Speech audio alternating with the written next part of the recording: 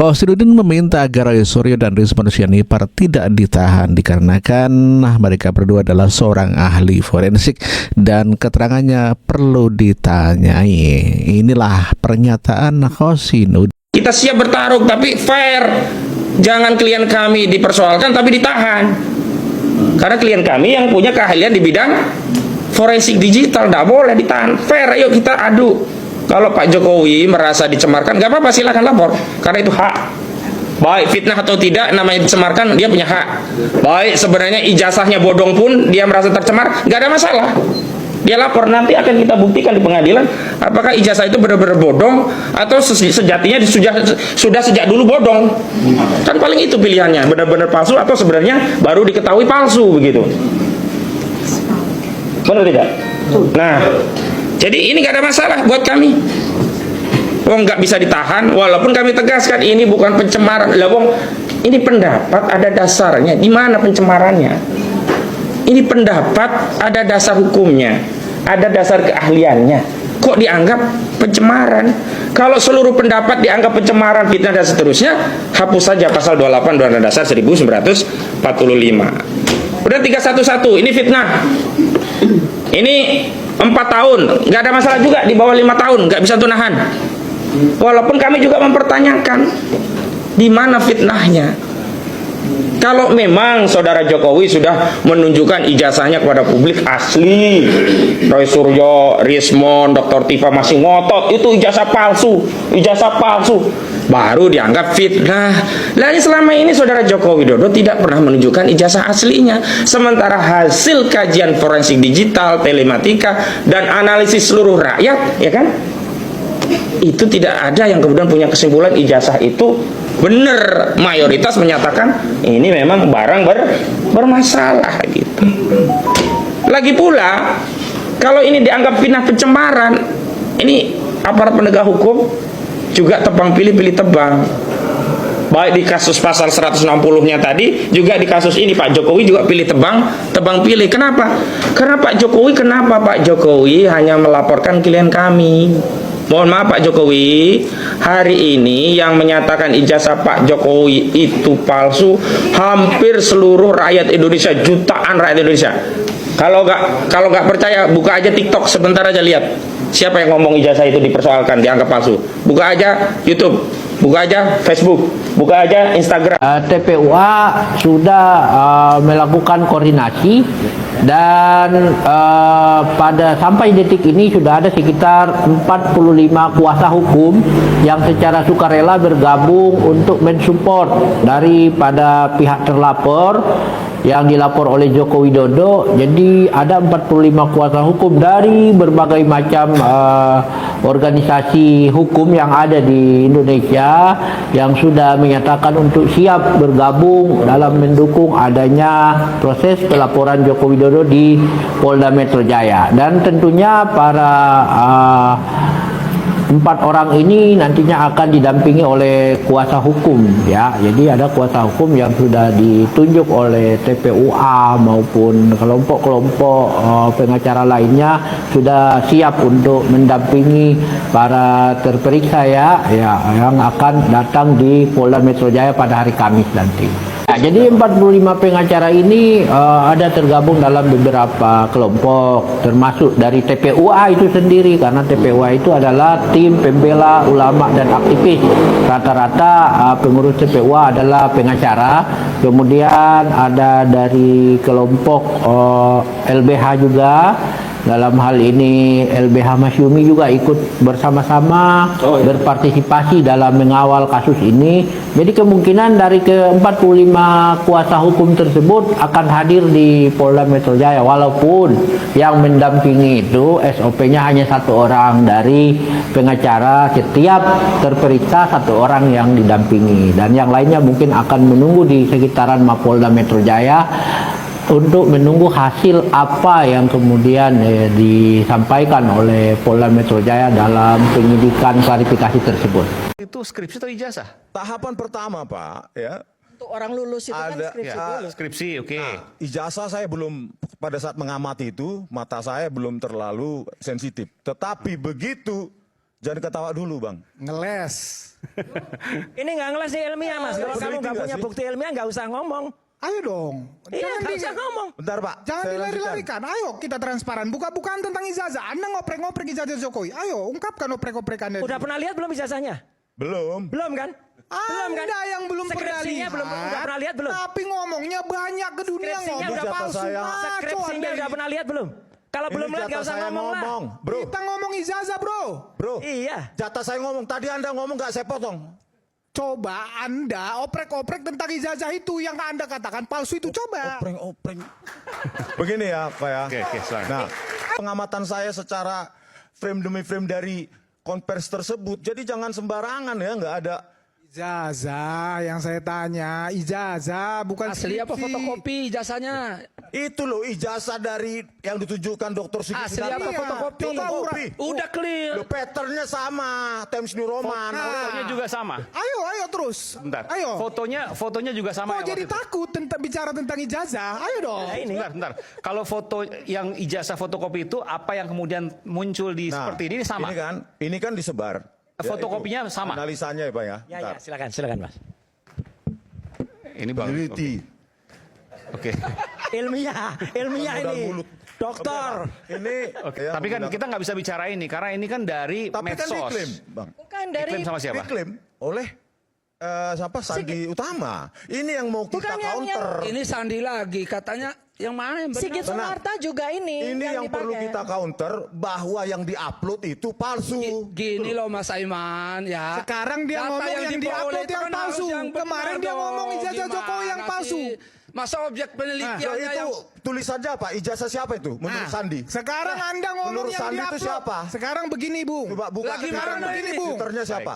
Twitternya siapa? Berdasarkan yang Anda analisa ini, ya, Anda analisa dari bahan atau dokumen ini, sekarang Anda sebagai ahli digital forensik, pertanyaan saya, berhak tidak Anda menyatakan ijazah Jokowi palsu? Makanya saya bilang. Jawab pertanyaan saya. Makanya diam dulu. Itu tidak memenuhi syarat secara teknis. Nah, sekarang kita masuk ke bagian yang lebih teknis. Yang namanya forensik digital itu bukan sekedar zoom gambar lalu bilang ini aneh. Menjadi analis forensik bukan sekedar bisa membedakan font Arial dan Times New Roman. Ada pelatihan, ada akreditasi, ada tanggung jawab di situ.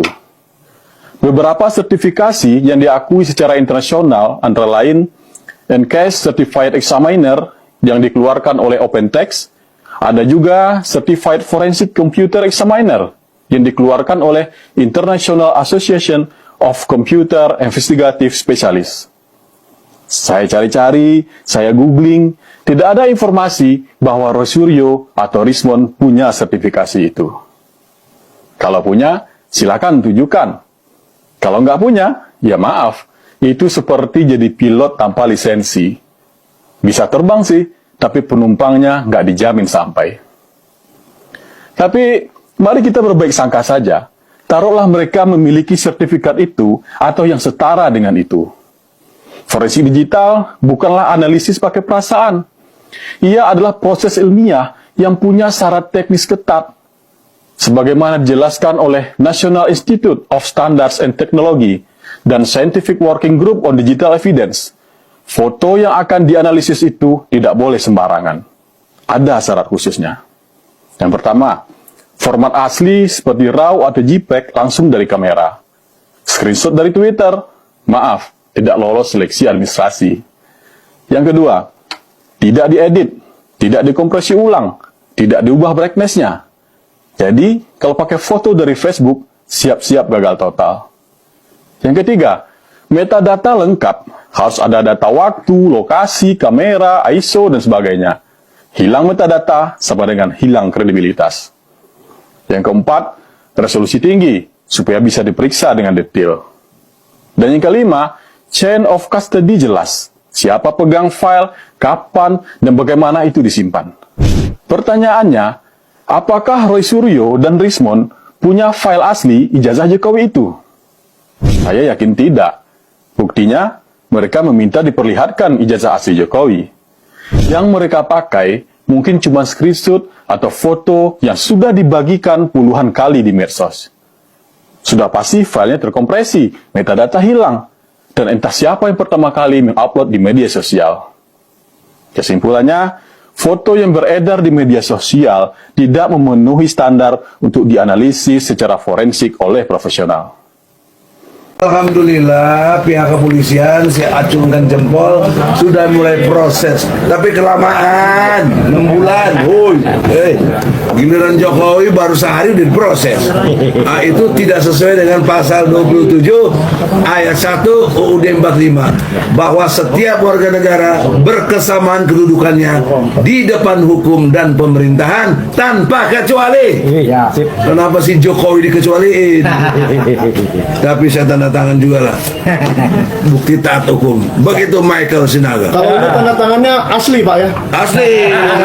Ijazah juga asli saya.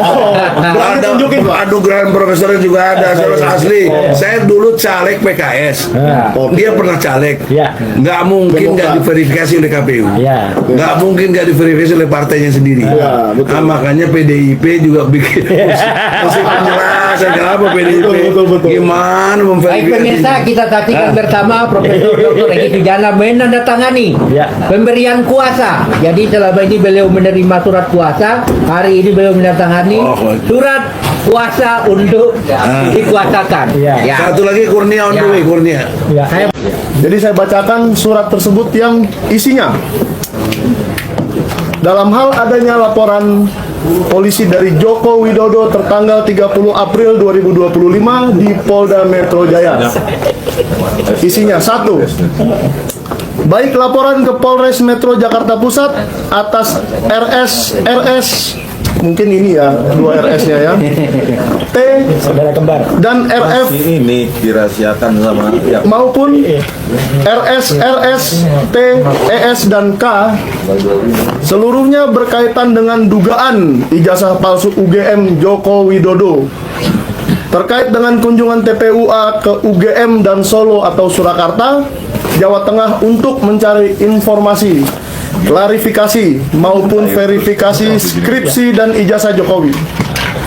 Oleh karenanya, harus selesai dulu pembuktian asli atau palsunya skripsi dan ijazah Joko Widodo, baik dari hasil forensik maupun ada putusan pengadilan tentang keaslian ijazah Joko Widodo dengan 2 gelar yang berbeda, Dokterandes dan Insinyur. Selanjutnya, kami belum pernah membaca dan mengetahuinya saat di tahun 1980 ada calon mahasiswa yang bernama Joko Widodo mendaftar di UGM. Apalagi nama Joko Widodo diterima di UGM khusus teknologi kehutanan menurut yang bersangkutan. Teknologi kayu ya Pak ya? Teknologi kayu. Nggak ada katanya jurusan itu ya Pak ya? Kedua, TPUA telah membuat laporan berupa pengaduan masyarakat ke Bareskrim Mabes Polri yang diterima di tanggal 9 Desember 2024 dengan lampiran 1 bundel putusan pengadilan. Lalu mengajukan 9 bukti tambahan pada tanggal 20 Maret 2025, 1 bukti tambahan pada 7 April 2025, dan 4 bukti tambahan pada 22 April 2025. Kemungkinan ini karena setelah UGM ya Pak ya? Ada bukti-bukti tambahan ini. Ketiga, atas laporan pengaduan dugaan skripsi dan ijazah palsu Jokowi dengan terlapor teradu Jokowi sebagai pelaku plagiar dader, dugaan pembuatan skripsi palsu, serta Jokowi sebagai penyuruh doen plagiar atau penyerta mede plagiar. Wah, ini bahasanya bahasa pengacara sekali. Bahasa hukum. Untuk pembuatan yang diduga ijazah palsu. Ini